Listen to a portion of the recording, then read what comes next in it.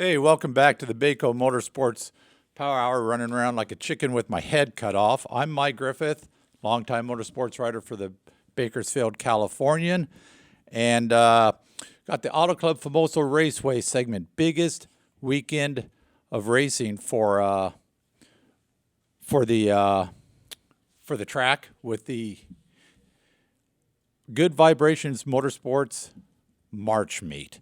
It's a mouthful there. Race has been going on since 1959.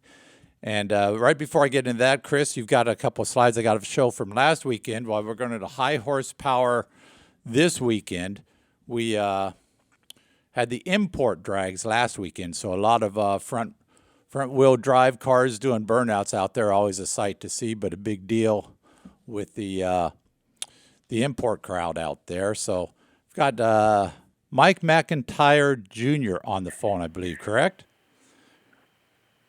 Correct. Hey, how you guys doing? How you doing, Mike? Doing great. Just waiting to get out to Bakersfield, sunny California, Yeah, sunny California. It's supposed to be about 70 degrees. It's mid-60s today. They're out there testing already. Mike drives the Mac Attack funny car out of, is it Chesterfield, Illinois? Actually, it's Chesterland, Ohio. Chesterland, Ohio. Okay. So you're out there, and you've been competing since, 2014, basically on the IHRA circuit, correct? Yeah, correct. We ran strictly IHRA stuff. Actually, since about 2010, I took over driving duties from my father in 2014, and yeah, we've just been staying busy and racing on mostly East Coast stuff. And this is actually my first trip and a lot of my crew guys' first trip to California ever. So we're extremely excited. Now you took over. Is this a '69 Camaro that you're running? Right now it's a 70 and a half Camaro. We had a 69 and we rebodied it in 2015.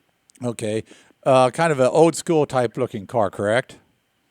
Yeah, correct. Yeah, nostalgia nitro funny car class. Yeah, and still with the more of the old style body than what is now being referred to as the new style pro mod looking bodies. Yeah, right. Yeah, we tried to keep it as period as correct as possible. Bob Rossetti actually built it over in Philly, and yeah, that's his thing. We tried to change a couple things on it to of course to our advantage, but we still tried to keep it within the spirit of the class. And you're coming out here. About how many races have you been running in the East and Midwest? We average about 10 to 15 a year. So a pretty good number, and following the IHRA circuit, which if people don't understand, it's kind of been disbanded this year. IHRA took a step back, and they're doing basically sportsman's racing this year. And I believe the intent is to come back next year with some nitro racing. Is that correct? Yeah, that's my understanding as well. I mean, nothing has been solidly released on the format that they're going to do next year, but our fingers are crossed that they're going to bring us back and resume like we were last year, because it's a great circuit, it's a great tour. IHRA treats us very well. Now you go on that circuit last year, and you finished. Did you finish second points to Jason Rupert last year? Yeah, actually, since 2014, 15, and 16, I finished second to Jason Rupert. Kind of the bridesmaid. What makes him so tough? He's Jason Rupert. I mean, he's he's the guy. He's by far probably he's one of the best teams out here. And Jason, they're just tough. He's been doing it forever. He's got a lot of good people helping him. Not that we don't. I mean, he's just Jason. He's good. Yeah, it came down to the California Hot Rod reunion in October out at Auto Club Famoso Raceway. It was Rupert coming off his IHRA championship facing Chris Crable, who had locked up the Heritage Series, NHRA Hot Rod Heritage Series championship, and Rupert got the better of Mr. Crable in that race. Yeah, I was actually happy to see that because about a couple weeks earlier, Jason beat me in the finals in Martin, so to see him go out there and beat everybody else made me feel a little bit better. Now, this is going to be your first trip. You said your dad's already here, or is he en route with the car and all the goodies that go with it? Yeah, my dad and two of our crew guys, Gordy and Tom, they left Saturday afternoon, and they actually got to the track Monday, and I talked to my pops this morning, and they were in, set up, awning up, and just kind of waiting for us to get there. And that's his first trip to Bakersfield as well, correct? Yeah, correct. Yeah, he's never been out here either. Yeah. Did he give you any insights as to what the old facility looks like or anything? He actually, I was I'm still up here at work at our machine shop, and I was quoting a job this morning, and he runs the lathe department, and I asked him, I was quoting a lathe job, and I asked him when he thought he was going to be back, and he said, "Don't quote anything on him coming back because it's beautiful out there." Yeah, well, I think that's the weather. He actually probably came in, and we've had a lot of rain, which is, if you know anything about California, we haven't had much over the last few years. So he came over some snow-capped mountains and green hills, and it's a beautiful time of the year right now in California, certainly. And the rain is cleared away, and the weather's nice, so he's got to be enjoying that.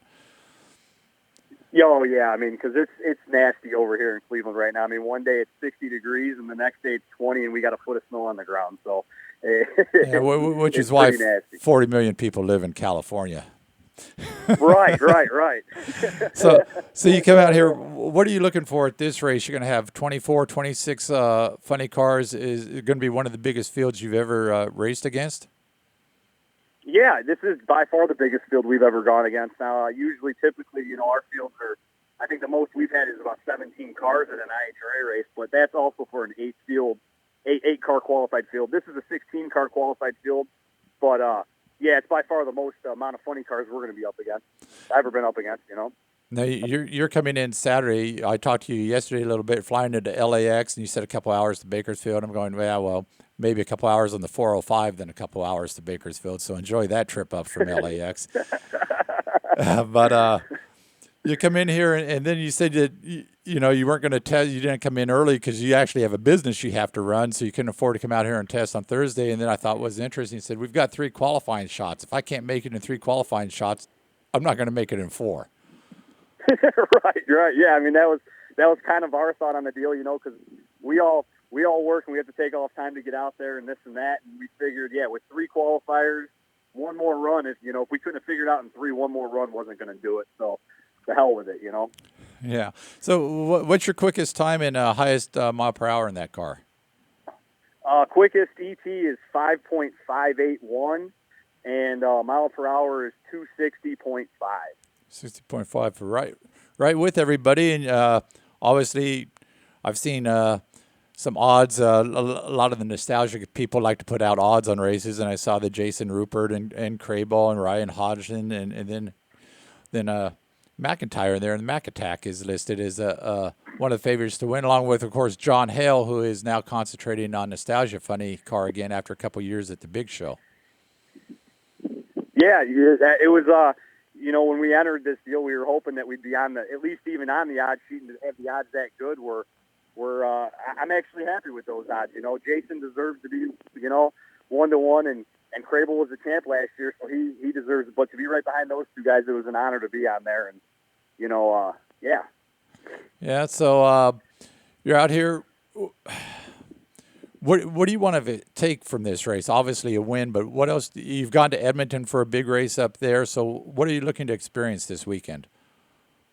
Honestly, just it's the March meet. I mean, it's a pretty serious event to go to attend, to race in, and like you said, a win would be spectacular. But I mean, if we can come out here and just do what we do, and we'll see what happens. We're just looking for a good time. It's a nice time to get away from Cleveland, and yeah, hopefully we can bring it home. Yeah. And about how many miles is it? Did your dad tell you how many miles that was in the old truck? It was like 40 driving hours, so whatever that breaks down into miles, it was quite the hike. Quite the hike, and you get to fly out and fly back home as well. So you get the lucky end of that deal.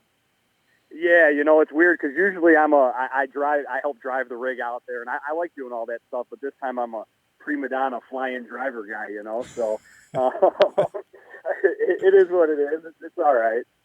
Okay, well, I'm glad you found the time to call in, Mike, and we look forward to seeing you Friday out there. I hope you enjoy your first March meet experience. I think the weather is going to be great, and Saturday's going to be a zoo. It's going to be jam-packed out there, so it should be a lot of fun.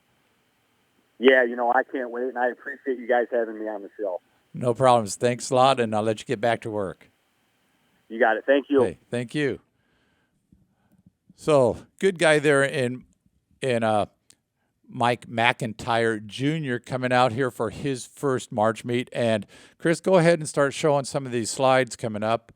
We've got Tom Mocht was out there Saturday, and it starts on Thursday. The Nitro cars in earnest on Friday out there at Famoso. And that's a Chris Crable and Bucky Austin's new ride there with a new the Pro Mod style 69 Camaro. And, of course, Mr. Mock went through the pits and found all the items essential to racing, including pistons and blocks, clutches, discs. Jim Murphy there testing. He ran really well in some testing in Phoenix a few weeks ago. So he's looking for his, I believe, 5th March meet title. Roland Leong, crew chiefing for Jim Murphy, talking with Blake Bowser, probably telling Blake his track's just fine and plenty of traction out there. So certainly the biggest race of the year. That's Rick. Go back to that slide, couple Bakersfield. Rick Ewing's of Bakersfield. I think that's a 7.0 Pro car. And Mr. Gorman in his El Camino out there, he'll be running. I think that's a D-gas car. So it's not only Nitro. Nitro is the king. You're going to have a funny car, 16-car field, 8 cars in the front engine dragsters. You're going to have a 6.0 fuel altered class. You need the parachutes to stop, obviously. Those need to work when you're going 250, 260 miles an hour. Once again, Thursday's a little, all the other classes below the fuel classes start time trials and qualifying on Thursday morning. There's nitro testing at 3 p.m. Thursday, so if you can break away from work, get out there. You're not working, it's an easy Thursday. Get out there, see some nitro testing. But once again, Friday, Saturday, Sunday, nitro sessions 12:30 and 3:15 on Friday. Always a good day to play hooky on Friday and go to the March meet. More nitro sessions on Saturday. First round of funny car eliminations at 3:15 in the afternoon. And then we have 8 car fields on eliminating everything down on Sunday. So you want to get out to Auto Club Famosa Raceway this weekend. Good Vibrations Motorsports March meet. Weather is going to be spectacular.